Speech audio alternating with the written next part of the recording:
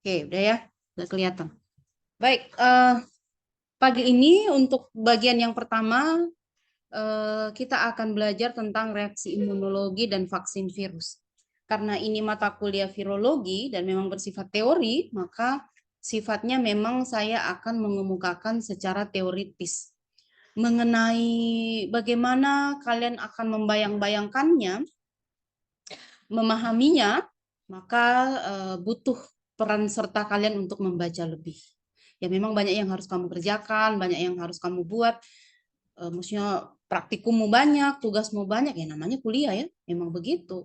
Kalau enggak mau susah ya jangan ke sini. Ya memang waktunya lagi kuliah, jadi ya diatur-atur saja waktunya bagaimana supaya semuanya itu bisa diselesaikan dengan baik. Jadi tidak usah membayangkan ibu akan menguji seperti apa, nilai saya akan seperti apa. Itu mah nomor dua, tidak usah dipikir. Orang itu belajar dulu. Lalu kemudian memang namanya kita lagi di sini lagi sekolah ya memang momennya untuk mengumpulkan ilmu sebanyak-banyaknya, mengisi kepala sebanyak-banyaknya dan mengumpulkan informasi sebanyak-banyaknya. Itu memang tujuannya. Lalu apakah itu juga berarti tidak boleh bersantai-santai? Ya tentu harus seimbang ya. Tetapi memang namanya sekolah itu ya harus fokus, fokus intinya. Kemudian memang harus fokus belajar, fokus membaca, fokus literasi, kemudian memang butuh ketenangan ya untuk bisa menyelesaikan sesuatu dengan baik itu ya memang kita harus tenang. Untuk sebuah produktivitas yang bagus itu ya harus tenang. Kalau kamu memang mau menulis dengan baik, KTA-mu selesai dengan baik, di rumah sakit PKL-mu juga selesai dengan baik, yang ujian-ujian di sini juga baik ya, yang tidak perlu dipikir ya nggak usah dipikir. Kalau ada pacar yang memang tidak bermanfaat, tidak berguna, ngapain? Kalau dia masih berkontribusi sih nggak apa-apa, tapi kalau ini buat apa? Ada yang lebih penting kan? Nggak ada waktu untuk yang begitu. Oke, respon imunologi dan vaksin virus. Mari kita mulai. Berapa nih? 90 menit ya? Saya usahakan selesai bicara dalam... Kenapa dia tidak mau bergeser? Oke, nah kita bicara reaksi imunologi ini sebenarnya berputar-putar begitu saja, sama saja, selalu bicara soal ikatan antibodi. Itu saja, mau pemeriksaan yang manapun, intinya cuma itu, antibodi, antigen, itu saja. Jadi kalau misalnya ini serum, terus yang kita mau kejar adalah virusnya, atau yang kita mau kejar adalah ya virusnya, bakterinya, ataukah jamurnya, maka semua yang itu kan bentuknya antigen. Semua bentuk-bentuk pecahan yang menjadi penyebab timbulnya penyakit di dalam tubuh kita itu adalah antigen. Maka cara kita memanipulasi secara medis atau secara laboratorium supaya kita bisa menangkap dia adalah kita pasangkan dengan antibodi yang bisa mengikat dia. Nah, kan antibodi itu huruf Y kayak begini kan? Dia huruf Y begini, ujungnya itu namanya FAB, fragment antigen binding. Jadi fragmen yang mengikat antigen. Dialah yang akan mengikat antigennya. Dia ikat antigennya, kemudian ikatan itu yang kita baca, kita masukkan ke mesin, kita bisa mendeteksi secara kualitatif maupun kuantitatif. Itu saja intinya. Kemudian apa kalau mau dibalik, misalnya mau ditahu seseorang ini punya kekebalan berapa banyak, berarti yang kita mau cari antibodinya kan, kita mau cari tahu seberapa banyak antibodi di dalam tubuhnya, maka balik yang kita taruh di alat pendeteksi kita, di alat ukur kita itu adalah antigen. Maka antigen itu kita reaksikan dengan serum yang kita ambil, kita reaksikan, dia akan mengikat. Ingat bahwa antigen antibodi itu seperti key and lock, kunci dan tidak akan mengikat kalau tidak berpasangan. Jadi kalau dia tidak klop banget, dia tidak akan ikat. Jadi kenapa akhirnya negatif? Misalnya periksa HbSAg kemarin di Siloam. Kamu tuh sudah ditetesi, serummu itu sudah ditetesi dengan antibodinya HbSAg, antibodinya hepatitis B yang memang sudah sangat spesifik. Tetapi begitu direaksikan dengan serummu, memang tidak ada yang klop, tidak ada yang key and lock-nya itu ketemu. Jadi dia tidak mengikat apa-apa. Begitu dicari celup kah, atau pakai ELISA, atau pakai apa kemarin itu ternyata tidak ada. Memang nggak ada yang diikat. Makanya hasilnya negatif. Tetapi kalau memang di dalam serum itu memang ada HBsAg, maka dia akan ikat klop, langsung dia ikat. Kalau banyak ya semakin banyak ikatannya. Begitu dibaca, terang sekali, kemudian absorbannya sangat tinggi karena memang terlalu banyak antigen yang di dalam. Itu saja. Sama tes PEG kehamilan, itu kan juga antibody. Si hormon HCG yang ada di urin wanita hamil itu akan meningkat terutama di pagi hari. Tapi kalau memang kehamilannya sudah ini, dia akan malam pun akan terdeteksi. Kita di dalam carik celupnya itu ada antibodinya kan, itu kan yang kita kejar si, ya kita nggak mengatakan itu penyakit ya, kita bicara itu protein yang mau diikat. Maka dia akan ikat, dia ikat begitu mengalir ke atas dia akan menimbulkan 2 garis. Kembali lagi ceritanya adalah ikatan antibodi. Begitu saja, selalu seperti itu. Elisa pun seperti itu. Elisa itu kalau yang kamu mau cari itu adalah antigennya, maka yang di dalam plate itu, ini plate kotak, yang di dalam sumur-sumur yang lubang-lubang itu, semua sudah dilapisi dengan antibodi. Karena yang kamu mau ikat adalah antigen. Semua itu dinding sumurnya itu sudah dilapisi oleh antibodi. Antibodi dari mana? Kadang-kadang diambil dari darah kelinci, kadang-kadang pokoknya dibuat sedemikian oleh pabrik dari darah kelinci, darah tikus, tapi cocok KN lock-nya itu sudah dibuat mendekati. Nah, begitu kita tetesi serumnya pasien, sampel yang kamu periksa, dia akan ikat dengan kuat. Tambah antibodi kedua, dia akan semakin rapat mengikatnya. Begitu-begitu saja. Nah, yang hari ini akan kita bicarakan sama. Kalau kamu lihat ini Western blot, tapi prinsipnya hampir sama dengan semua model pemeriksaan imunologi. Misalnya yang berwarna-warni ini adalah macam-macam protein. Jadi ini protein A, B, C dengan warna-warna dan ukuran-ukurannya yang berbeda-beda.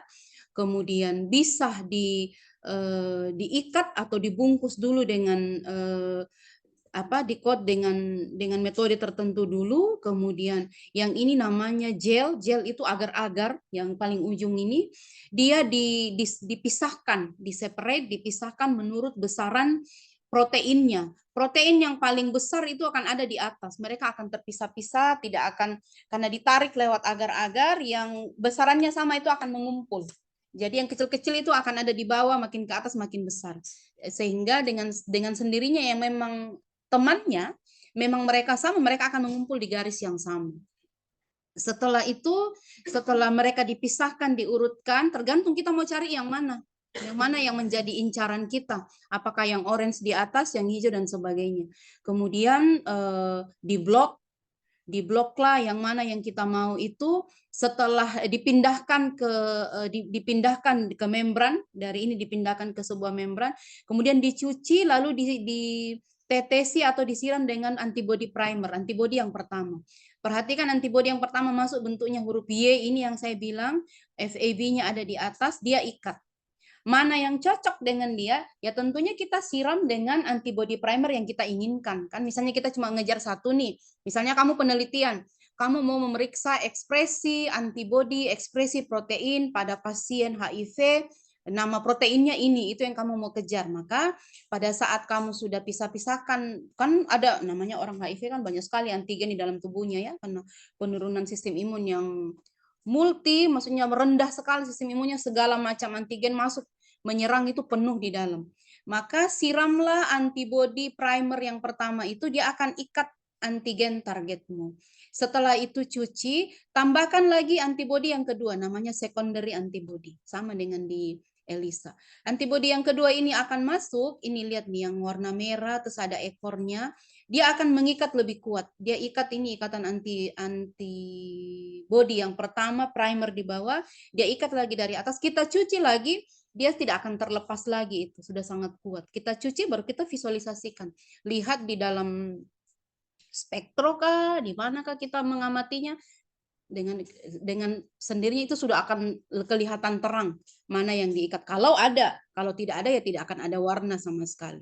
Di bawah mikroskop, ikatan-ikatan itu bisa kita lihat dengan pendaran warna.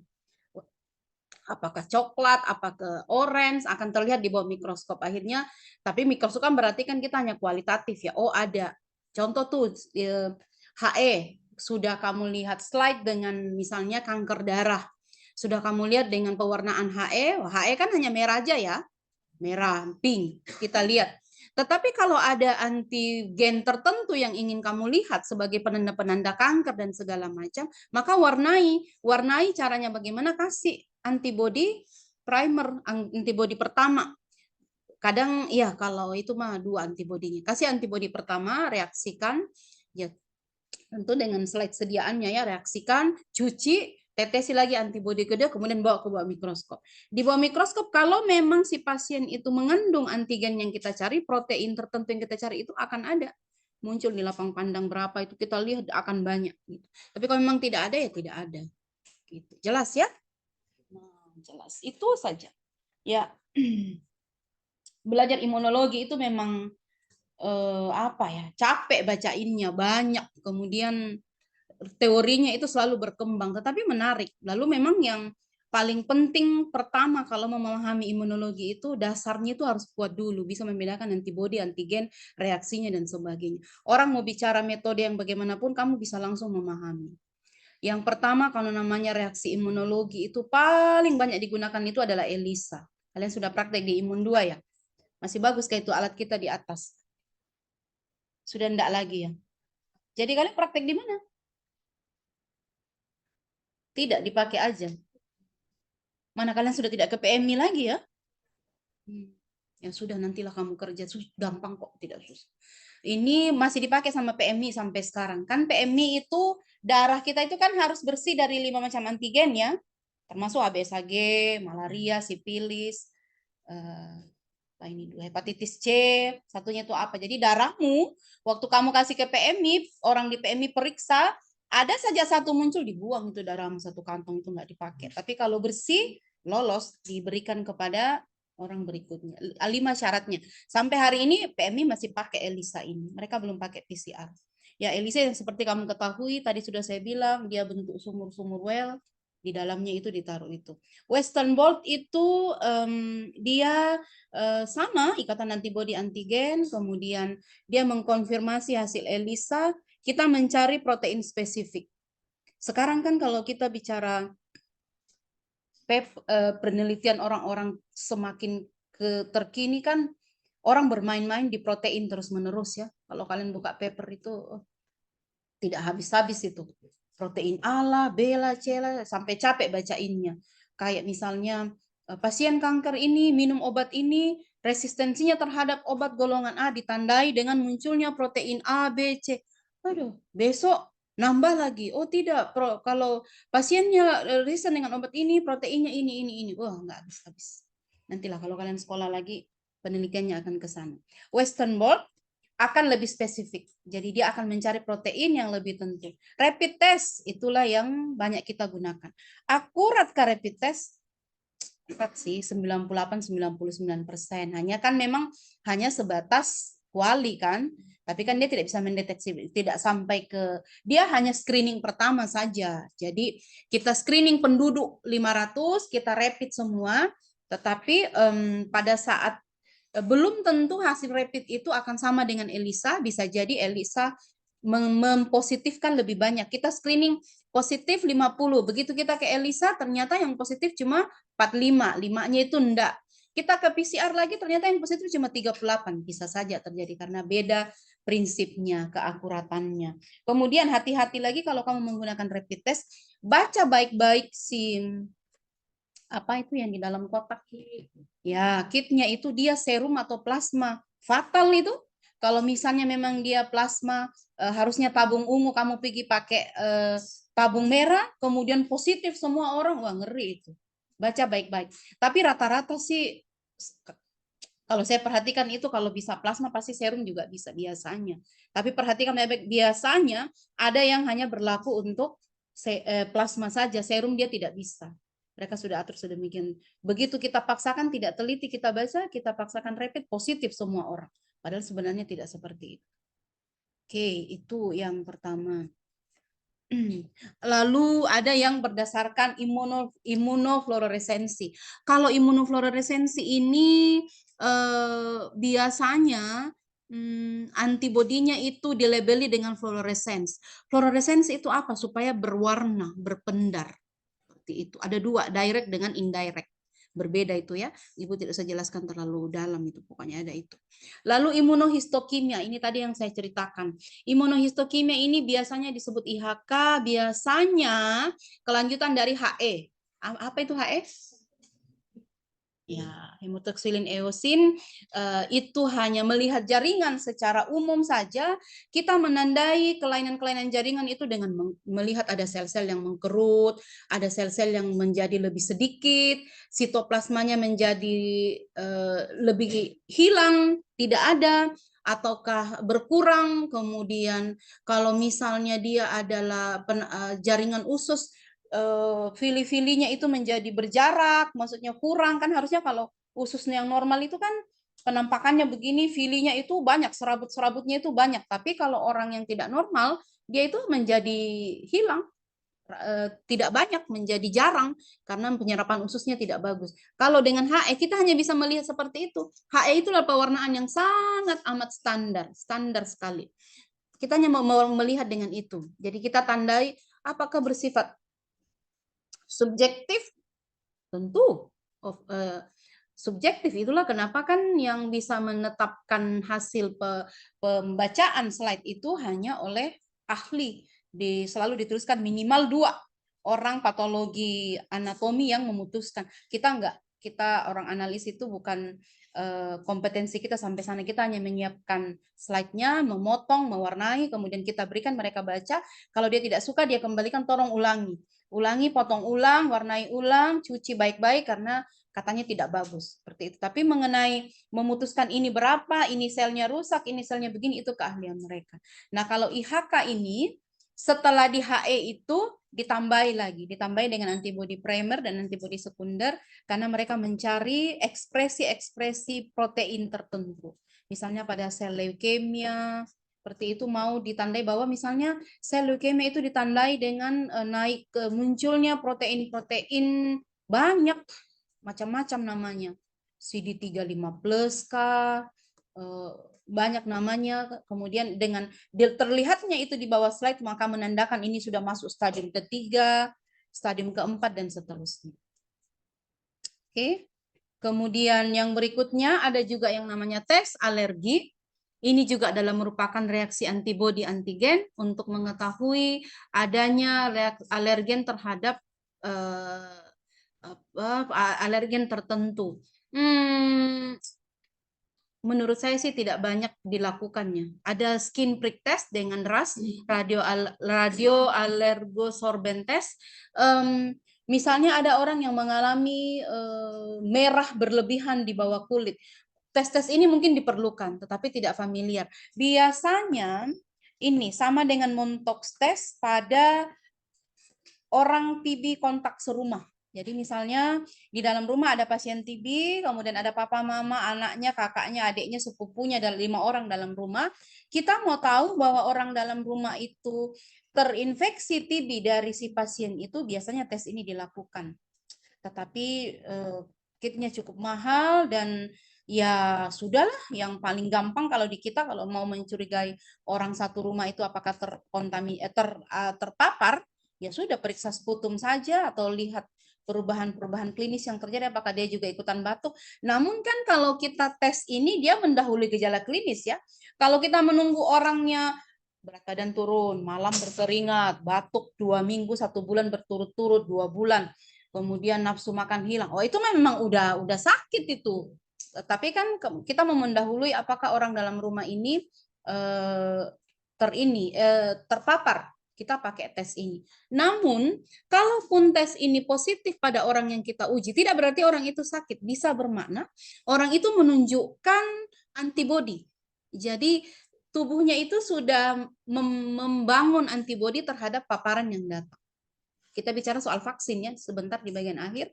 Saya berharap kalian sudah bisa membayangkan bahwa vaksin itu adalah upaya untuk membangun antibodi di dalam tubuh. Jadi yang dimasukkan itu adalah antigen yang dilemahkan, merangsang tubuh untuk memproduksi antibodi sebanyak-banyaknya. Antibodi yang pertama muncul itu biasanya IgM. IgM yang paling buruk, langsung 1000 muncul di dalam darah, 2000 muncul, artinya tubuh merespon, langsung terbentuk antibodi.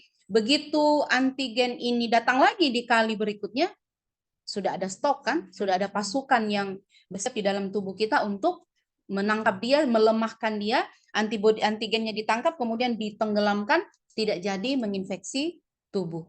Tetapi kalau tubuh kita itu sama sekali tidak ada antibodi, ya kalah. Begitu antigen datang, tubuh kita langsung lemah, tidak ada perlawanan karena memang tidak ada pasukan perlawanan di dalam tubuh sama sekali. Nah, kalau ke tes alergi Montox tes terhadap kontak serumah pasien TB ini, bisa jadi mereka itu sudah punya antibodi.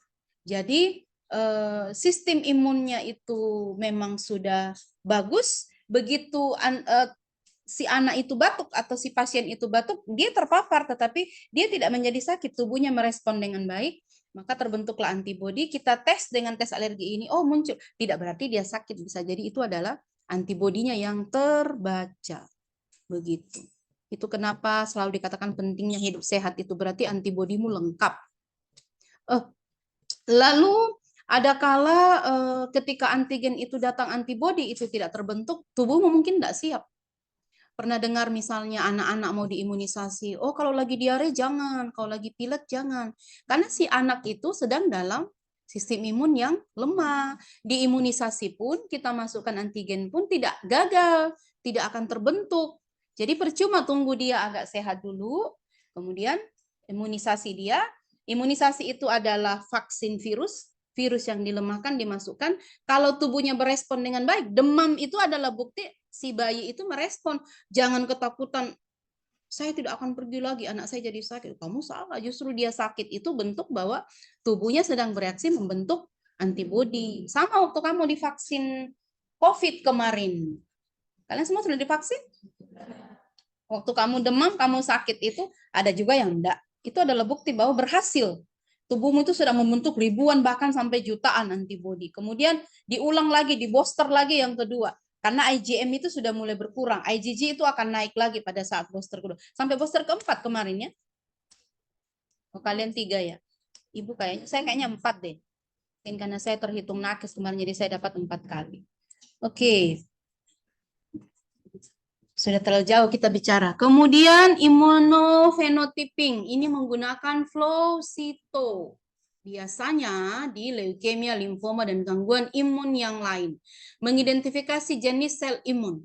Jadi jenis sel imun ini mana? Oh, terlalu banyak. Mau sel B, mau sel T, mau sitokin, dan segala macam. Itu yang dideteksi. Kemudian spesifik lagi mau memeriksa sel B dan sel T. Kalau sel T kan berarti di secara imun seluler kan? Ya, kalian sudah belajar di imun dasar. Sel B itu berarti imun humoral yang ada di serum, berenang di serum. Kalau sel B itu yang melekat di otot kita, dia melekat di otot, dia perlindungannya itu di otot. Maka ya sama, mau memeriksa antibodinya, ada tidak, dia punya tidak kekebalan. Biasanya sih kalau kita bekerja di lab-lab yang infeksiusnya tinggi, resikonya tinggi, itu kita harus divaksin terlebih dahulu. Biasanya bagian dari manajemen laboratorium, mereka vaksin kita sebagai perlindungan. Contoh, mengambil plebotomi, mengambil darah pasien itu kan berisikonya tinggi. Tinggi itu. Apalagi kalau tanpa sadar tanganmu tertusuk, tanpa sadar jarum itu, tanpa sadar ternyata ada luka di tanganmu, kena kamu tidak tahu bahwa ada luka di tanganmu, kemudian pakai kos tangan sih pakai kos tangan, tapi kan tidak menutup kemungkinan. Kemudian kembali ke lab, pisahkan serum, pisahkan plasma, kemudian jarumnya tidak kamu simpan, itu kan tetap beresiko. Akhirnya kan hepatitis B masuk, hepatitis C masuk, banyak yang masuk ke tubuhnya para laboran. Kemudian ibu-ibu bidan yang menolong persalinan normal kan sudah jarang yang pakai kos tangan, ribet kan? Mau tarik ini bayi kok pakai kos tangan, mereka buang terus tarik itu bayi, taunya sudah selesai melahirkan, hasil pemeriksaan lab datang si ibu hamil itu HBsAg positif, menangis di lantai juga udah percuma. Makanya banyak ibu hamil yang terpapar HBsAg itu dari kontak langsung. Para dokter yang bedah, itu risikonya paling tinggi. Jangan salah, mereka pegang darahnya orang tiap hari, tersiram darah. Sementara HIV kan itu kontak darah sedikit aja, luka di tangan kita kena silet atau apa, kemudian kita kontak darahnya masuk, pas tubuh kita lemah, imunnya tidak bagus, kalah. Jadi sebenarnya mungkin kamu tuh juga udah pernah ketemu si virus-virus itu di jalan, ketemu di rumah sakit, ketemu di mana. Kebetulan sistem imunmu kuat. Jadi kamu enggak kalah, bisa jadi. Jadi kalau orang bilang anak bayi itu jangan ditaruh di dalam rumah, terus bawa keluar biar ketemu apa segala macam, itu maksudnya bawa keluar supaya dia ketemu dengan berbagai macam bakteri, berbagai macam virus, berbagai macam jamur supaya tubuhnya itu lengkap antibodinya.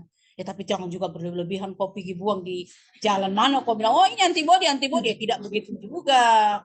Namanya anak belum sempurna ininya kamu sudah buang-buang dia di jalan, bukan begitu juga. Tapi kalau lepas dia di lantai nggak apa-apa.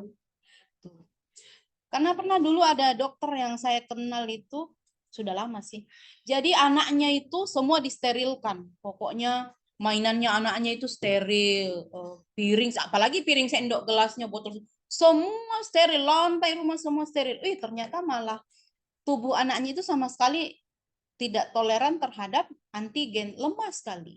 Lemah sekali karena memang terlalu steril kan, tidak ada perlawanan sama sekali. Ya makanya kalian nih kuat-kuat begini mungkin kan dari kecil kok pemams buang-buang, mungkin jadi masuk rumah maghrib juga tidak dicari, di mana juga tidak ditanya, sudah ketemu antigen di mana-mana, makanya tubuhnya ini. Oke, next ada pemeriksaan komplemen. Komplemen ini bagian dari natural immunology. Pasti dulu juga Ibu mengajar imun dasar, Mang. Pokoknya itu. Jadi komplemen itu juga kadang diperiksa untuk mengetahui C3, C4, C8, C mah udah banyak ya. Komplemen 3, komplemen 4 itu udah banyak sekali. Digunakan untuk mengetahui berapa banyak masih di dalam tubuhnya dia. Misalnya ada pasien yang sudah koma, tidak bangun-bangun sudah sebulan, itu kan berarti imunitasnya sudah sangat menurun. Mungkin diperlukan untuk diperiksa. Atau paling sering sih mengetahui penyakit autoimunnya. Oke. PCR. PCR itu mungkin kalian ada yang pernah PCR. Kenapa dia menjadi golden standar dan menjadi pemeriksaan yang sangat mahal? Karena dia itu kan memeriksa sampai ke titik selnya kan. Kalau Elisa itu dia hanya periksa kulit luarnya antigen. Jadi kalau antigen ada bulat kayak begini. Kalian tahu HBsAg itu adalah virus yang bentuknya kayak kulit jeruk. Ini soe yang orange itu. Kulit orange, itulah pokoknya jeruk orange.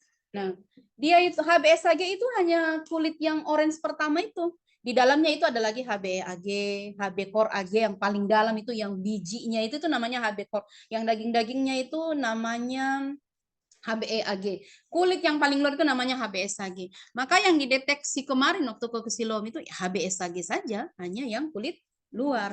Dia bukan memeriksa sampai yang di paling dalam. Tapi kalau PCR, yang dia periksa itu adalah titik selnya, inti selnya. Itu yang membuat dia menjadi mahal. Lalu kan tidak mungkin diterapkan. Kemarin waktu COVID dia menjadi gold standar pemeriksaan itu kan permainan ekonomi saja ya. Supaya ini gitu. Nah, mengerjakan PCR ini katanya sih kita pernah mau beli tapi tidak jadi. Agak ribet, regennya juga mahal. Tapi mana tahu kalian punya rezeki, punya jalan sekolah lebih lagi, kamu bisa kerja di lab ini. Dia itu memipet sampai 0,00 sekian mikron. Jadi hanya Tuhan dan iman yang tahu kalau kita sudah begini. Ini ada enggak ya isinya sudah beriman saja, lepas saja tuh. Tidak terlihat. Dulu saya jago, tapi sekitar 15 tahun lalu, sudah lama saya tidak pegang, tangan saya sudah tidak akurat. Jadi itu kan kita tekan pipetnya aja itu hanya begini saja, bukan 1000, bukan 500, tidak, hanya disentuh ini saja. Saya sudah nggak bisa, sudah terlalu lama saya tidak pegang. Itu PCR. Lalu flow cyto. Ini kemarin beberapa yang mau periksa CD4 itu kalian pakai apa ya? Ada di kelompok saya itu. Pakai apa periksaan? Ada juga di B.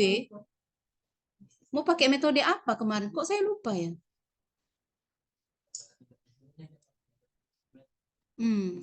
Di AXA. Rodia ya. Oke. Nah kayak gini. Kalau kamu periksa flow cytometry itu, dia akan hasilnya kayak begini nih nanti di sebelahnya. Ya keren sih kalau kamu pakai, kamu bisa. Tapi kan Prodi, ya kamu cuma datang bawa darah kan, bukan kamu yang kerja. Ya kan? Kamu cuma terima tabel kayak begini kan? Sayang lah. Ya sudah, tidak bukan momennya kita membahas itu. Kamu jalanilah. Hasilnya akan seperti ini di sebelah, pendaran-pendaran kualitatifnya, kuantitatifnya akan seperti itu. Kemudian apa saja yang diperiksa dengan flow cyto banyak.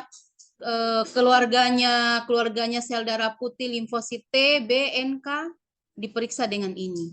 Biasanya pada pasien mana? Banyak, mau di HIV, mau di kanker, mau di mana-mana, biasanya untuk mengukur CD4. Kenapa sih CD4 yang diperiksa di HIV? Ya itu memang penanda utama ya. Bahkan kita menggolongkan 4 kategori stadium pasien HIV itu berdasarkan jumlah CD4-nya. Kan ingat CD4, CD8, begitu antigen masuk, yang menangkap mereka adalah CD4.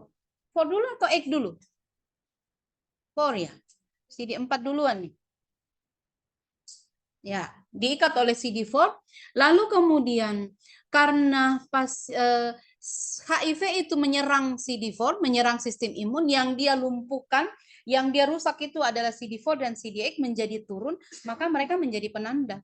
Mereka menjadi marker untuk mengetahui tingkat keparahan. Semakin parah orang HIV, makin sedikit CD4-nya. Itu sudah di bawah 50 ya. Kalau masih 200-an ke atas, 400 itu masih tinggi. Tapi kalau sudah rendah sekali berarti sudah stadium 4. Nah, kenapa si pasien HIV itu infeksi oportunistik, istilahnya bertubi-tubi. Diare terus-menerus, setiap hari diare, sariawan terus-terus, kena TBC, kena hepatitis B, paru-parunya itu penuh jamur. Ya kan CD4-nya sudah nggak ada. CD4-nya kan habis, CD8 habis. Begitu ada antigen masuk, dia ketemu di mana, ketemu di mana atau gimana, nggak ada lagi yang mau menangkap kan? Masuk akal ya. Tidak ada lagi yang mau mengikat antigen-antigen yang datang bertebaran itu, akhirnya menimbulkanlah penyakit macam-macam, disebut infeksi opor. Iya, karena serangan bertubi-tubi itu. Nggak berhenti diare itu orang ini. Ya E. coli-nya siapa yang mau tangkap? CD4 udah nggak ada. Apa? Diare disebabkan oleh apa? Ya keluarganya E. coli, sekeluarga Enterobacteriaceae itu, sekeluar panggil dan teman-temannya, Klebsiella dan segala macam. Bukan hanya itu, Pseudomonas juga masuk. Kemudian TBC, Mycobacterium tuberculosis juga tidak ada yang tangkap dia. Kita ini kalian praktikum Mycobacterium tuberculosis, kalian terpapar, tetapi tubuhmu kuat karena imunitasmu memang kuat melawan itu. Nah, bagaimana ya? Pasti ya itu dong, pola hidup sehat. Begadang ya jangan berlebihan. Pentingnya, mahalnya hidup sehat ya seperti itu. Tadi kita ngomongin apa? CD4. Kenapa CD4 menjadi penanda? Kemudian apa yang saya persoalkan kemarin yang meneliti itu? Kenapa kamu harus periksa CD4? Apa kebaruannya ya? Oh, ada yang sipilis. Oh, sipilis itu kemarin anak Surabaya tuh. Berikutnya sitokin. Tahukah kalian sitokin itu interleukin dan kawan-kawan, interferon dan kawan-kawan, neutrofil dan kawan-kawan, kemudian itu semua disebut sebagai sitokin. Mereka adalah apa ya? Penyambung bahasa antar sel. Jadi di dalam sel yang membangunkan sel satu sama lain itu adalah sitokin. Jadi misalnya ada antigen masuk, maka yang membangunkan makrofag, yang membangunkan sel B, membangunkan sel T itu sitokin. Interleukin 6 korek, dia kasih bangun. Interferon gamma korek, dia kasih bangun. Ada orang datang, bangun. Terus dia kasih bangun antibody memori di belakang yang lagi tidur. Kan pasukan kalau nggak ada lawan datang, tidur dong di belakang, antri, menunggu. Kan kayak unlock. Begitu ada masuk, si sitokin ini ke belakang panggil. Nah, pada saat kita diimunisasi, kemudian kita demam, itu terjadi badai sitokin. Sitokin itu kaget, dia membangunkan kiri kanan, kemudian respon tubuh kita demam karena membangunkan supaya antibodi itu dibentuk. Itu salah satu responnya ya.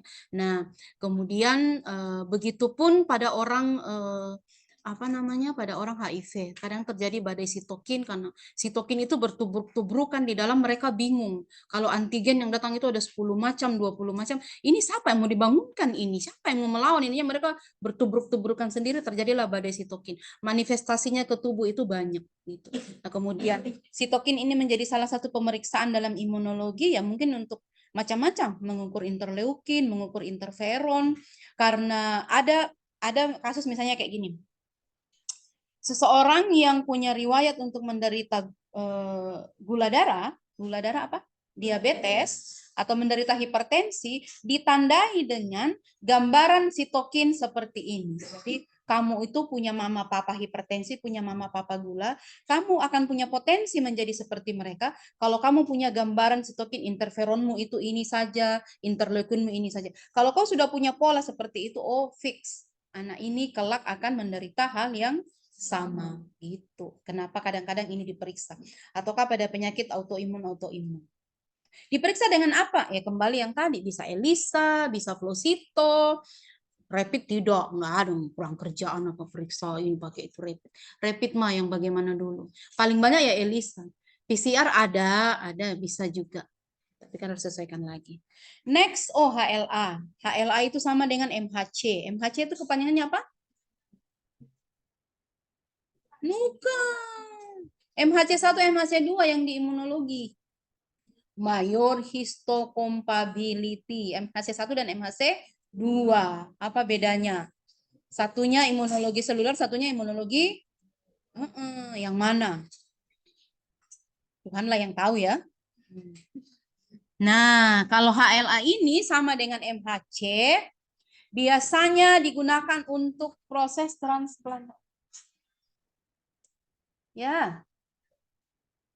Iya, kayaknya saya mau melayat nih. Saya ya. Tuh. Ibu mau pergi. Saya ini aja ya, nanti saya kasih di ini. Iya, mau pergi melayat.